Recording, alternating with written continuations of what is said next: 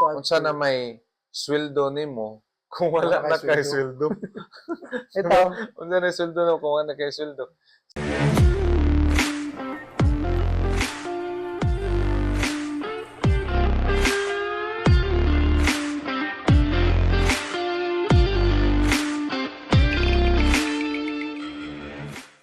Welcome to TERATalk Podcast.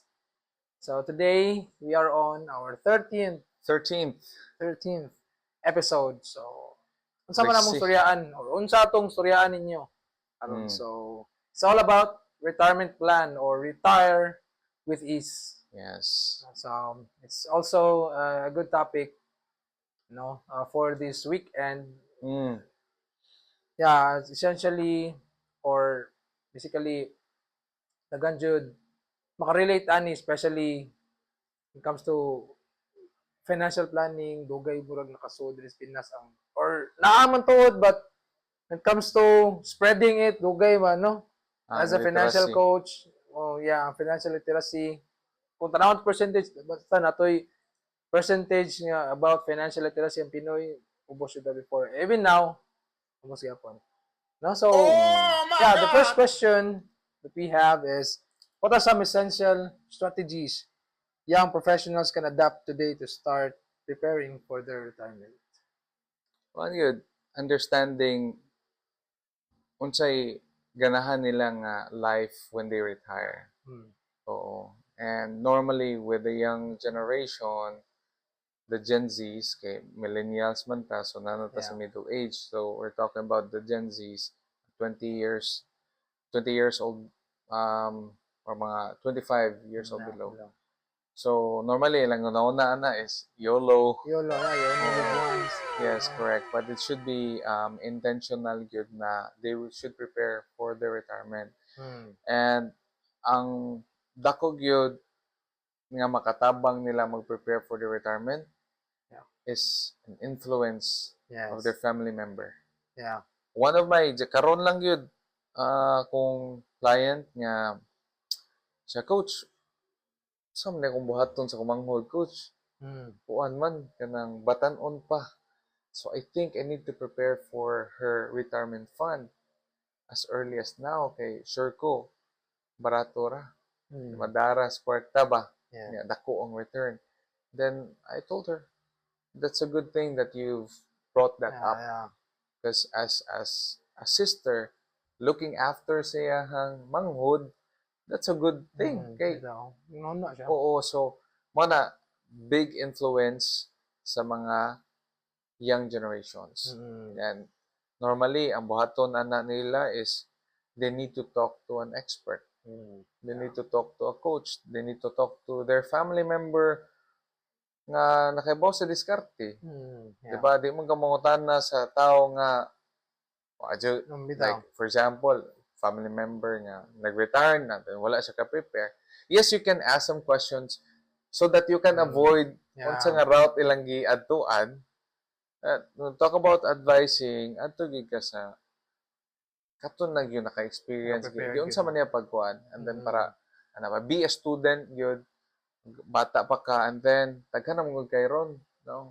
Nakalatag naman ang financial literacy mga 25% na this year, no, ang financial literacy sa Philippines.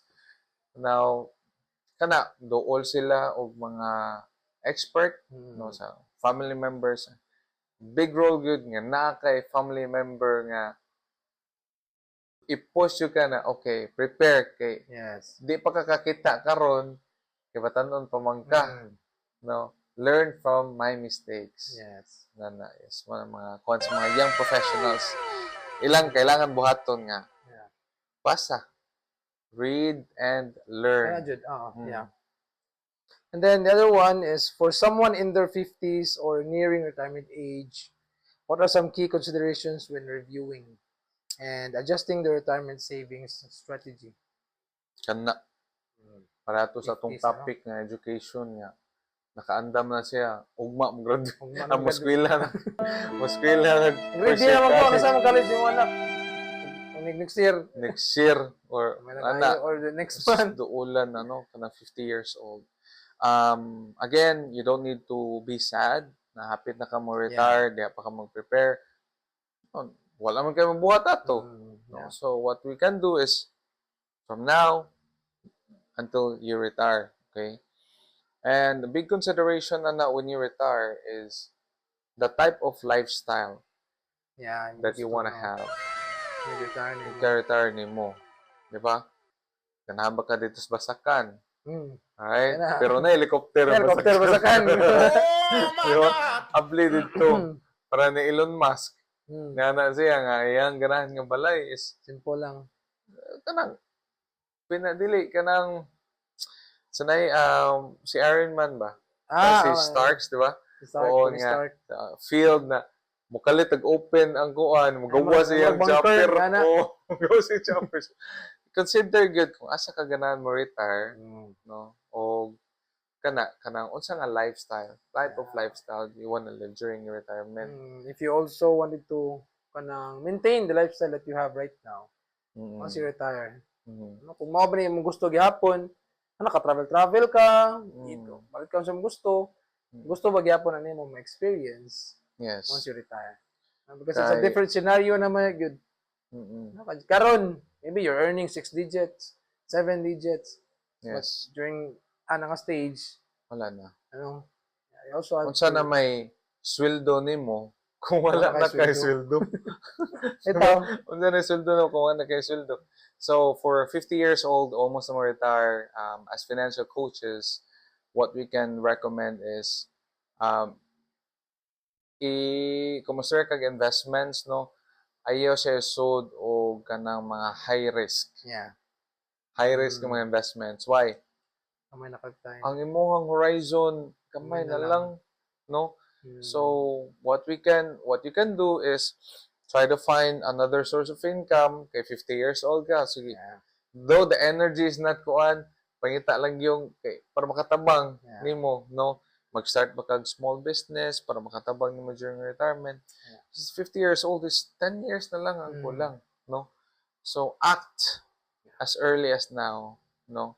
And what you can do, no, as a padong na retire, tell people to prepare. Kung wala kang prepare, no, inform them, hey, prepare. Don't be like me, nga karon ba ko naka-prepare. But it's not too late. At least you nag-share ka sa mga experience pa. For the young professionals po, that is our advantage or that is your advantage. Okay, you still, taas ang time ba, especially if you're Gen Z.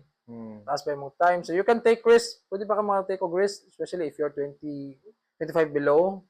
You can, let's say for example, you go to a high risk investment. You start, let's say for example, so good ka. Wala man mo work. So taas mo kayo time. Okay, dili dito mo work. Sige. Compare mo sa age 50, di naman siya pwede. Let's say for example, 5 years, pila lang, 5 years na lang, mag-retire na siya. So, that's why, take advantage of your time. So for the 50 years old, what we can recommend you can have an endowment plan for kana pila kay, let's say 5 years pay, 10 years taas na noon kayo. But asa man no nga asa man imong i-choose, mag-pay ka karong taas or ka-retire ka ngangang ka. No? So prepare ka, no? Second option that you can do is you can invest to low risk, low income nga mga fund, mga investments, mostly mga bond fund, government funds, no? You can talk to a financial advisor, you know.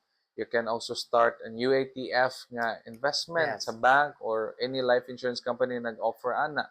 But ipasod gyud ka sa low risk. Okay?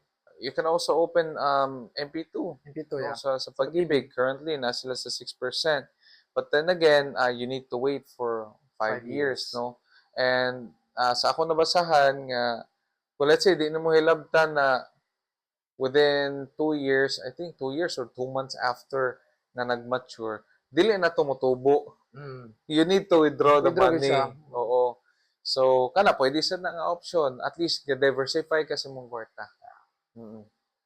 Yes. And then, how can individuals navigate unexpected financial challenges or setbacks while saving for retirement, regardless of their age? Of their age, okay. So, talk about savings. ato na nasturyan before that the first priority in terms of savings is emergency fund. Okay? Vital role good ang emergency fund nga. Mo ni pinakauna nimong buhaton because retirement is that's a long term nga kuan that's more than 12 months good. So kailangan ma-set aside kag retirement fund nimo 50 years old ka or bata pa ka any age man, di ba? That's your question. So retirement fund and then short-term savings and long-term savings, that is appeal na imuhang kuan na retirement fund. And what we can recommend is talk to a financial coach or financial advisor that can guide you, navigate you through what are the things that you need to do. Na how much retirement do I need to have? Okay? As financial coaches, mangutan na mong good me. Di ba? Yes. What type of lifestyle imong ganahan, no? Pila man ang unsa man na nga lifestyle, so makaguess na ta, okay, kini nga lifestyle. For example, I asked a lady, niya na siya nga, I need to have 10 million. No, 10 million para ato ko sa province, and ako, okay, so 10 million. Now, for example, God will give us more than 20 years to live ba kay 80 years old life expectancy, 60 years old retire, so that's a 20 years nga duration sa imong retirement, no? Then my question is, can you survive no financially during those times? Di ba? So, asa ganahan mo retire, butang tag 20 years ka mo retire, no, 20 years imong retirement years. And then how many years na lang before you retire? And then the inflation rate by that time. The amount of your money, your purchasing power once you reach 60. Yeah, sa kato po din mong i-mention nga come to savings as in prioritize, no? So, ito emergency fund. Naman sa kuan, di ba, sa ato sa financial triangle. Financial pyramid. Comes to financial pyramid. Non-controllable man good is kana sila for emergency funds, hospitalizations, retirement controllable man nimo. Di ba maka-mention ka 10 million akong need. So you also have to consider kato siya.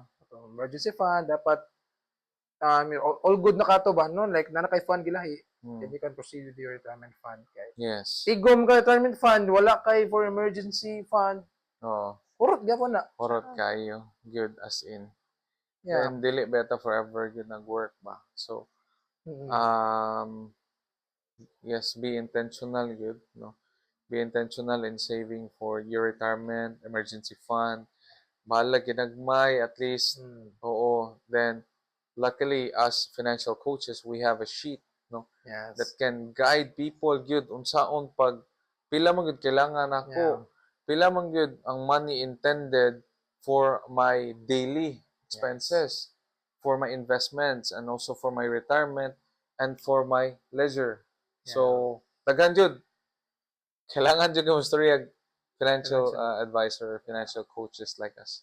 Yeah, through that financial worksheet that we have, you can determine if, with your expenses today, it comes to your investment or leisure, can determine if it's healthy or unhealthy. Yes. Kung unsa maayo ba, sige lang kag Shopee o sige lang kag tik ka na Lazada. Sige lang gid siya glaag, no? Ang usa kay operating niya taas kayo, gamay ra sa investments. Well, then again, the good thing is we were able to know asa siya yung situation karon kaysa kung wa siya buhaton, wala. At least ma-conscious na siya bala. Sa iyo ba ni ako ang normally 60% para sa akong income akong spend, but almost 100% naman sa akong kwarta na dito sa kuan. So kana at least mahigmata and then mastoryaan ka nga kini imong buhaton kay talking about your retirement puhon, at least di ka manglisod-lisod. Yeah, that's right. And then what role does financial literacy play in effectively planning and managing a retirement fund throughout different stages of life? Kato, retirement fund, like sa mga investments. So, asa man na ako ibutang. Kay ikaw, know-how ka, wag ka kay bawgod.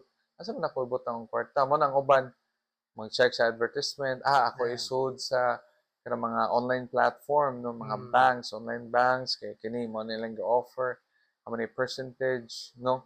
Nang uban mo mong kay bawo kato ako no storyan, nam ko'y kwarta sa bangko, sir. Oo, nakakwarta sa bangko. So, I discuss about pila man inflation rate. 4%. Pila man ang savings interest. 0.125%. Mura siyang nalakjo. Mao ba, sir? Yes. And I also asked him, okay, na kay mga digital banks nang i-save. Yes, sir, na ako ibutang dito sa usa ka digital bank. Let me see if how much is the interest rate, no? Or balik nimo. 2.2%. May na lang. Okay ra, pero below gyapon siya sa Below inflation. gyapon sa inflation rate. So, 4%. kana, vital role good ang financial literacy. And you need to talk to an expert. Yeah. Expert on this in this field na kanang you can have comfortable, I should say, retirement. Yeah, and when it comes to katong savings pod, I just wanted to add this one lang. Try to think about ang bank bitaw. Is mura siya baldi. Okay, baldi. No, Yes. sige kag butang og tubig diha. No, sa bank man good is savings account, checking and number time deposit, no? Ang interest kasagaran is 0 point something Point below. something percent. No? So, kung imong tanawon, ubos siya when it comes to inflation, wala di siya maka-defeat. Yes. Kung mo man mo practice good, sige kag butang og tubig sa balde, let's say for example in that analogy lang. Sa ubos na buslot, which is the inflation, ginahinay og kuha imong money. You have to think, when it comes to bank, napod siya withholding tax nga 20%. Yes. No, but yeah, with the purpose of bank for liquidity man na, no, kung emergency, withdraw. But Correct. if you think about growing money, stagnant imong money. Wala, stagnant jud siya. Dili stagnant. Pildi jud ka. Pildi gud ka. When it comes to inflation, Kay sige lang 4%. kuan. Makuhaan sa kanang mga tax. Yeah. Makuhaan pa sa inflation. Mo to mga buslot. Buslot, mo to siya. So ikatanong dagham to kung gibubo. Pero ngano ni gamay man ni. Hinay-nayan mga din. charges. Yes. Yeah, and then what are some lesser known or innovative retirement savings strategies that listeners might consider incorporating into their financial plans? Yes, start early. Okay, as young as possible. Now, for the young guns there is kuan, since you have a long-term horizon, so meaning na dugay pa ka mo retire. Yeah. Okay, 20 anyos ka, 25 anyos, imagine 35 years pa ka. So go with investments nga again, it should kuan gyud equal sa imong investment or risk appetite. Yes. Meaning ang risk appetite sa Binisaya pa kay kanang inani lang example kung 10% sa imong gi-invest mawala unsa imong ma-feel kung mag-goal ka adto ka sa mga low risk low return long term horizon pero kung ikaw nga type sa kung sige go lang go kuan na invest kuan ta. So what we can advise as financial coaches, which you can also do as well, is to diversify. Yes. Diversify meaning ay butang ra sa kini ra nga fund, butang na ko diri kani nga investment, wa na ko butang sa mga secured na mga investments. Mo lang giingon nga don't lay your egg in one basket, no? Correct. So diversify nimo. Imo diversify, imo pangitaan na okay diri para long term, no? Though for example na ay pandemic na sad po ni nana ba no God forbid no but just in case so na mo down so na kay paper loss ang term na mula na ubos akong investments pero since long term man if you draw a graph long term 35 years mura gyapon siya slow padung taas though naay katong effect pag second year third year na ay mga inflation nibalik ra gyapon siya pero long term naka ginansya jud ka. Oo mo nang as early as possible if you're still young prepare for a retirement fund to talk to a financial advisor or financial coach. Yeah. So kana siya I think that's it for our topic today, retired ease or retirement planning. Retirement planning. Yes. So, yeah, if you have any questions about retirement or retirement planning, you wanted to add, or Mm. suggest a topic, pwede na dyan mo comment, and then, if we can brought up topic on the next episode, pwede, then just leave a comment below, and please don't forget to subscribe. Thank you kasi yung support. Without you, di gini mahimo. Nabot naman sa episode 13. Mm. So, Yes. padayon lang dyan, me. Correct. No? And by the way, guys, before we let you go, no, this is our help. Okay. Yeah. Comment down below, no, if you want to have a free worksheet. Yes. Then we can give you. Basically, we only have few left language of financial consultation. Yeah. No, just comment down below. We'll message you. We can Yes. do it online, or we can meet. If you're here in Visayas, we can meet you in person. No, Mm. and we'll discuss. We can share that file sa inyo, ha? Okay? So, thank you for listening, guys. Yeah. All right, let's Bye-bye. retire with ease. Bye-bye. Bye-bye.